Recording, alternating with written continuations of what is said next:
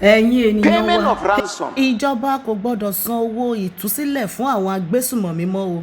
Ìjọba kò gbọ́dọ̀ sọ wípé òun bojú wo àwọn agbésùmọ̀mí, òun bojú àánú wò wọ́n mọ́ tàbí wọ́n ronú pìwàdà o. Ìjọba gbọ́dọ̀ máa pa wọ́n ni o. Ìdájọ́ ikú ni kí ìjọba máa ṣe fún àwọn agbésùmọ̀mí o. Ẹ̀yin ènìyàn wa, sínétọ̀ kan ó ti gbéná wojú ìjọba àpapọ̀ o.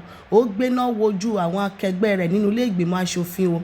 Ó ní bí wọ́n ṣe ń san owó ránsọ́ọ̀mù fún àwọn agbésùmọ̀mí yìí, ó ló túbọ̀ fún wọn ní agbára sí ni o. Ó ní kò lè dí ètò ààbò tó mẹ́hẹ̀ yìí, ó ní kò lè dínkù o tí ìjọba tó bá tẹ̀síwájú tí wọ́n ń san owó ìtúsílẹ̀ fún àwọn agbésùmọ̀mí, tí wọ́n bá dẹ̀ ti mú wọn, tí wọ́n ń sọ wípé wọ́n dà wọ́n mọ́ inú iṣẹ́ ológun, wọ́n ti ronú pìwàdà. Ó ní ìjọba gbọ́dọ̀ dẹ́kun gbogbo àwọn nǹkan tí wọ́n ń ṣe yìí. Ó ní tí wọ́n bá kọ̀ntínú, tí wọ́n tẹ̀síwájú báyìí tí wọ́n ń ṣe, ó ní ọ̀rọ̀ ètò ààbò tó mẹ́hẹ̀, ó náà túbọ̀ máa le sí ni o.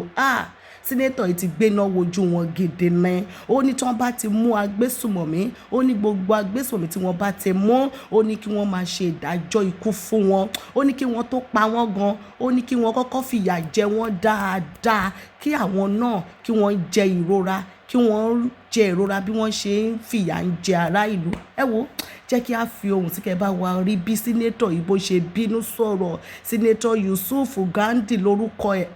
Arákùnrin yìí máa sọ̀rọ̀ o. Ẹ̀yin ènìyàn wa, ẹ bá wa gbọ́ ọ̀rọ̀ lẹ́nu ẹ̀ nínú ilé ìgbìmọ̀ aṣòfin ni o. Payment of ransom is an encouragement for bandits to continue to brutalize Nigerians the way they want. Mr. Speaker, nobody is happy about the security situation in Nigeria.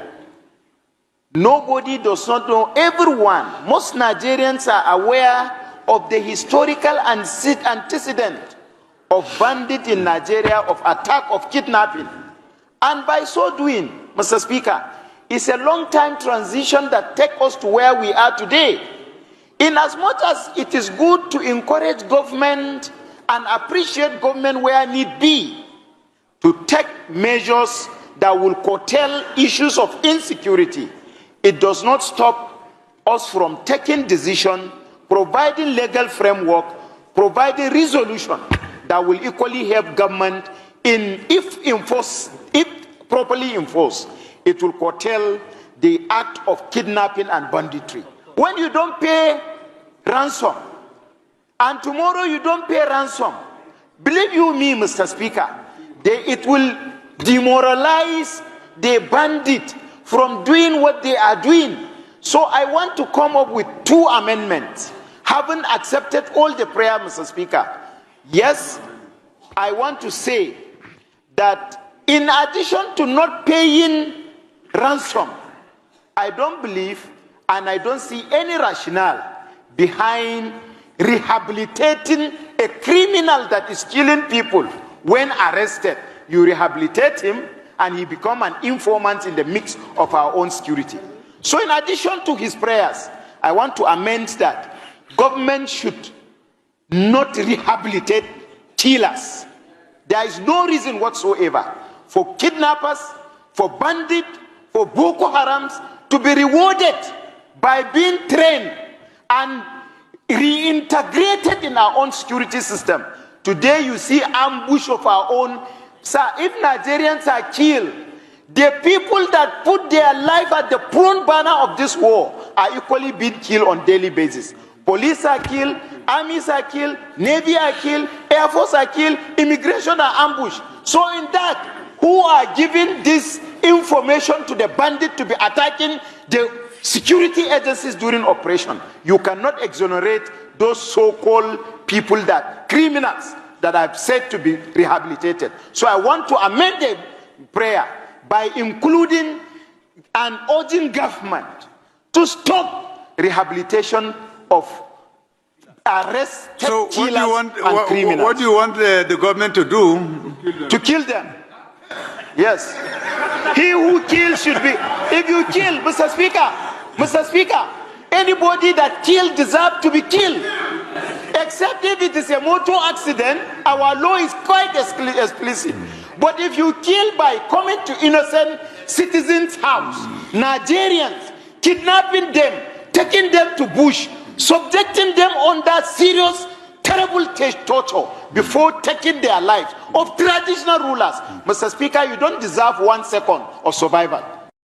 ẹ̀yin ènìyàn wa ṣé iná ẹ̀ bá wa gbọ́ ọ̀rọ̀ tí arákùnrin tó sọ ó ní wọn ò gbọ́dọ̀ rehabilitate wọn mọ́ ó ní kò sí nǹkan tó ń jọ pé ẹ mú àwọn agbésùmọ̀mí ẹ wá ní wọ́n repent ẹ wá ní wọ́n rehabilitate wọn wọ́n reintegrate wọn ó ní kí ìjọba kí wọ́n dẹ́kun ẹ̀ kí wọ́n yé ṣe mọ́ wípé gbogbo àwọn nǹkan tí wọ́n ń ṣe yìí ló túbọ̀ ń fún àwọn agbésùmọ̀mí ní agbára tí wọ́n fi ń pa ológun àwọn ló ń fún wọn ní information àwọn ló ń mú ìròyìn lọ fún àwọn èèyàn wọn tó kù nínú igbó gbogbo nǹkan tí ológun bá fẹ́ ṣe àwọn ló ń sọ fún wọn ìdí nìyẹn tí wọ́n fi ń pa brigadier general tí wọ́n ń ya wọ iléeṣẹ́ ológun tí wọ́n ń dáná sun nígbà tí ìjọba bá ń sọ wípé agbésùmọ̀mí apààyàn afẹ̀míṣòfò ó ronúpìwàdà ẹ̀dẹ̀ kó wọn sínú iṣẹ́ ológun orílẹ̀-èdè wo ni irú ẹ̀ ti ń ṣẹlẹ̀ báwo lẹ ṣe fẹ́ máa ṣe àwọn nǹkan wọ̀nyẹn tẹ̀dẹ̀ wá respect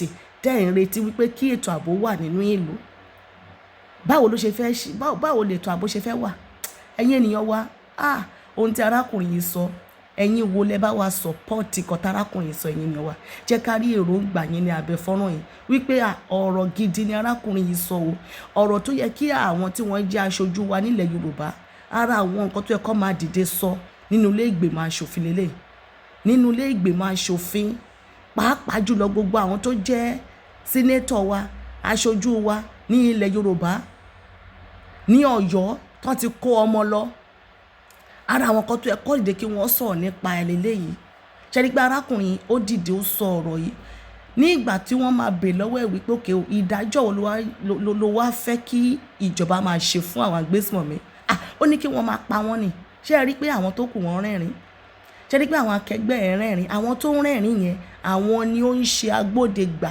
àwọn ni ó ń ṣe olùrànlọ́wọ́ nípasẹ̀ owó nípasẹ̀ intelligence fún àwọn agbésùmọ̀mí gbogbo àwọn tó ń rẹ́rìn nígbà tí arákùnrin sọ wípé ìdájọ́ ikú ni kí wọ́n máa ṣe fún wọn ọ̀rọ̀ bàǹtàbàǹtà bá ọ̀rọ̀ gidi báyìí arákùnrin sọ kalẹ̀ ẹ wá rẹ́rìn ọ̀rọ̀ tó ń ká lára tó fi gbogbo agbára tó fi ń sọ tó yẹ kẹ́ ẹ listen kẹ́ ẹ tẹ́tí bẹ̀lẹ̀ jẹ́ kalẹ̀ kẹ́ ẹ gbé ọ̀rọ̀ yẹn yẹ̀ wò ṣẹ́rí àwọn tán náà wọ́n ń ṣe òfin tí torílẹ̀-èdè ń lò àwọn ló kóra wọn jọ síbí o bunch of criminal animal ìnagbádá cow citizen wọ́n rẹ́rìn ṣé ìwà lẹ́ ń wù yẹn ṣé ìjọba lẹ́ ń ṣe yìí kẹ́ni ẹ̀ ń rehabilitate àwọn agbésùmọ̀mí gbogbo bẹ́ẹ̀ ṣe ń rehabilitate wọn yẹn ó ti lọ kákàkiri àgbáyé arákùnrin kan sọ̀rọ̀ ní Mali ní ọjọ́ wo níbí tí wọ́n fi mú agbésùmọ̀mí tí wọ́n so ẹ̀yìn ẹ̀ mọ́ ọkọ̀ ó ń sọ fún wọn wípé wo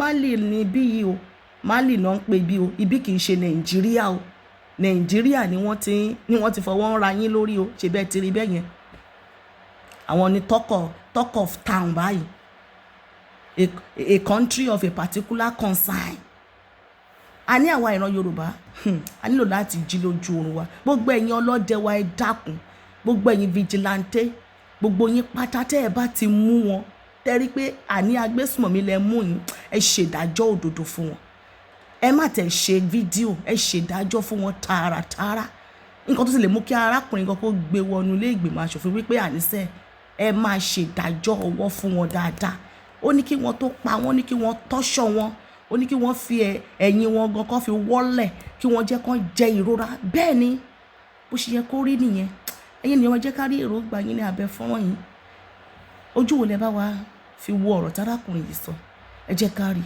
ẹ bá wa pín ètò yìí ẹ bá wa subscribe sórí YouTube channel wa Àṣàkẹ́ TV show.